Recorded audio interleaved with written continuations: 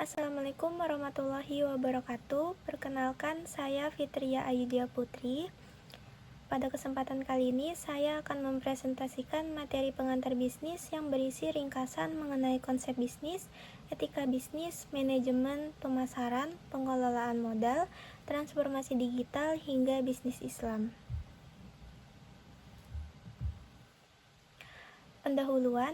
Bisnis merupakan bagian penting dalam kehidupan masyarakat karena berperan dalam memenuhi kebutuhan manusia, menciptakan lapangan kerja, serta mendorong pertumbuhan ekonomi.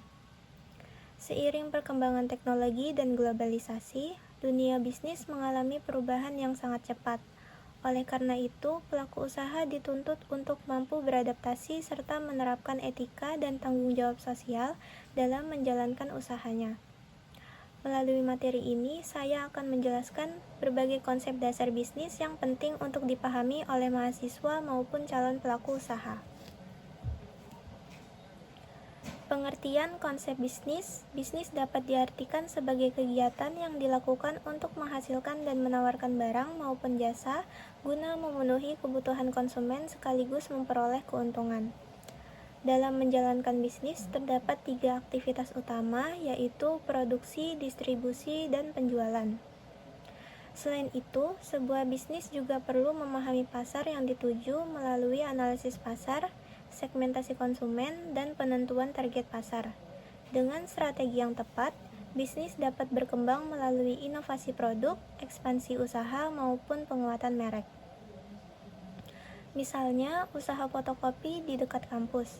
Pemilik usaha melihat bahwa mahasiswa sering membutuhkan jasa cetak tugas dan dokumen. Dari kebutuhan tersebut, muncul peluang bisnis. Agar usahanya berkembang, pemilik dapat menambah layanan seperti print warna, penjilitan, atau pembayaran digital.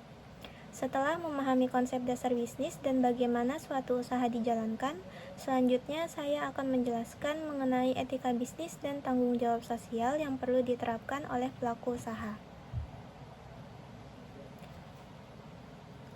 Etika bisnis dan tanggung jawab sosial. Keberhasilan bisnis tidak hanya diukur dari keuntungan yang diperoleh, tetapi juga dari bagaimana bisnis tersebut dijalankan. Etika bisnis mengajarkan pentingnya kejujuran, keadilan, dan tanggung jawab dalam setiap aktivitas usaha. Misalnya dengan memberikan informasi produk yang benar dan tidak menyesatkan konsumen. Selain itu, perusahaan juga memiliki tanggung jawab sosial atau corporate social responsibility yang ditunjukkan melalui kepedulian terhadap masyarakat dan lingkungan. Dengan menerapkan etika bisnis yang baik, perusahaan dapat membangun kepercayaan dan menjaga keberlanjutan usahanya.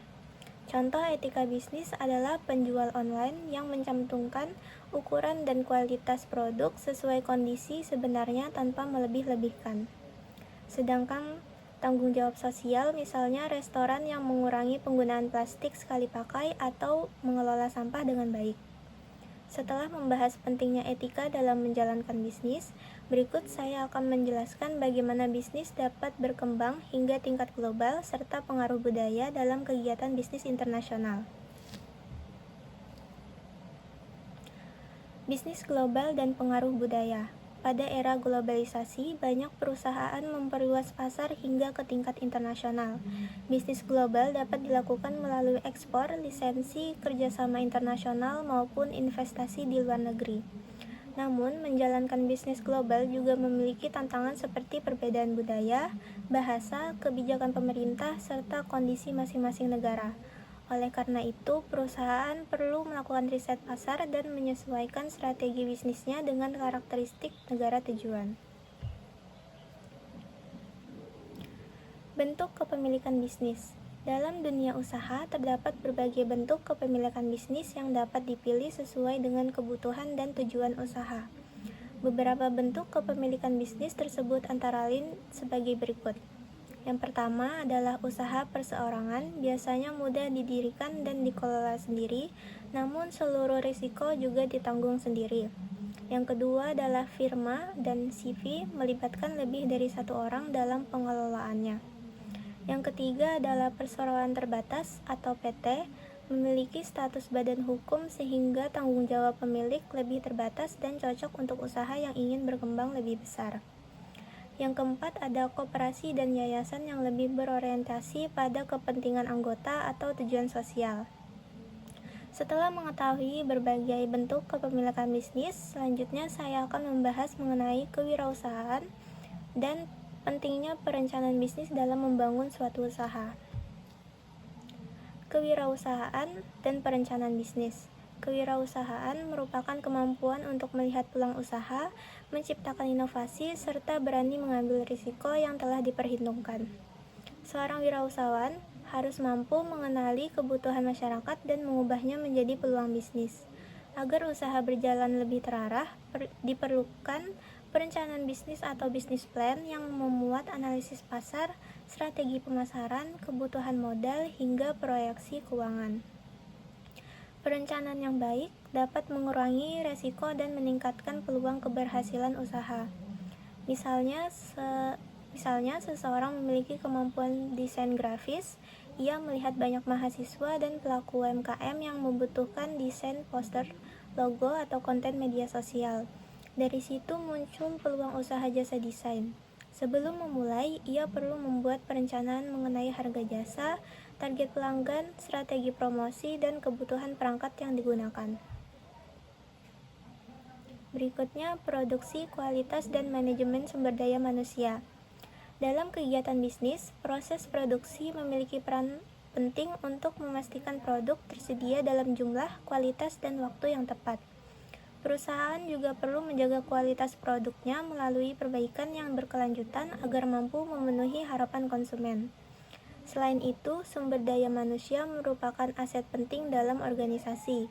Oleh karena itu, perusahaan harus melakukan perencanaan SDM, rekrutmen, pelatihan, serta penilaian kinerja agar produktivitas karyawan tetap terjaga. Berikutnya ada pemasaran, pengelolaan modal, dan transformasi digital. Pemasaran merupakan kegiatan untuk mengenalkan dan menawarkan produk kepada konsumen. Salah satu konsep yang sering digunakan dalam pemasaran adalah bauran pemasaran atau 4P, yaitu produk, price, place, dan promotion. Produk berarti produk atau jasa yang ditawarkan kepada konsumen. Price adalah harga yang ditetapkan sesuai nilai dan target pasar.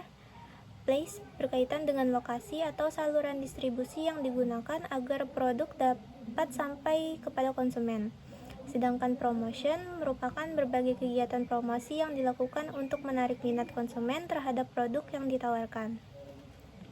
Selain memperhatikan aspek pemasaran, perusahaan juga perlu mengelola modal secara efektif melalui perencanaan keuangan, pengelolaan arus kas, dan evaluasi investasi. Saat ini, transformasi digital juga menjadi bagian penting dalam bisnis. Pemanfaatan website, media sosial, marketplace, dan email marketing membantu perusahaan menjangkau lebih banyak konsumen dengan biaya yang lebih efisien. Contoh pemasaran digital yang sering kita lihat adalah promosi melalui TikTok, Instagram, atau WhatsApp.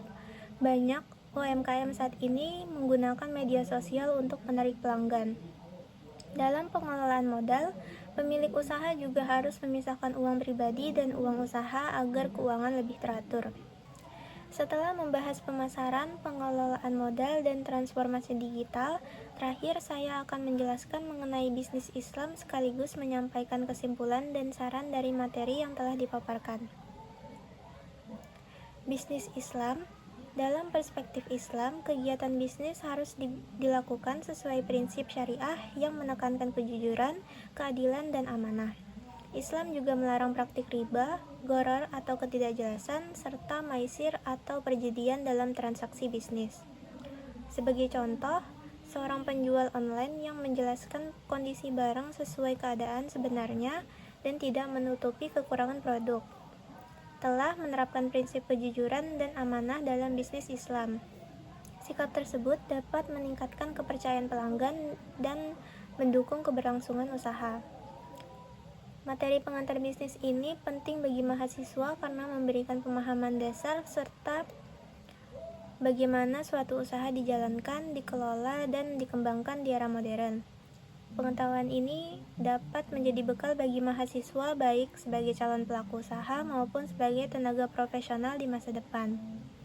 Dari seluruh materi yang telah dibahas, dapat dipahami bahwa bisnis tidak hanya berorientasi pada pencapaian keuntungan semata, tetapi juga memerlukan penerapan etika, pengelolaan yang baik, perencanaan yang matang, serta kemampuan beradaptasi dengan perkembangan teknologi. Dengan memahami dan menerapkan hal-hal tersebut, suatu usaha akan memiliki peluang yang lebih besar untuk berkembang dan bertahan dalam menghadapi persaingan bisnis yang semakin dinamis.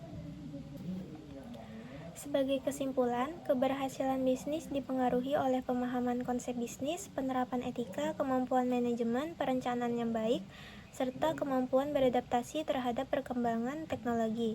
Saran yang dapat diberikan adalah mahasiswa perlu terus mempelajari praktik bisnis secara nyata, sedangkan pelaku usaha harus mampu menyeimbangkan antara pencapaian keuntungan dan tanggung jawab sosial agar bisnis dapat bertahan dalam jangka panjang.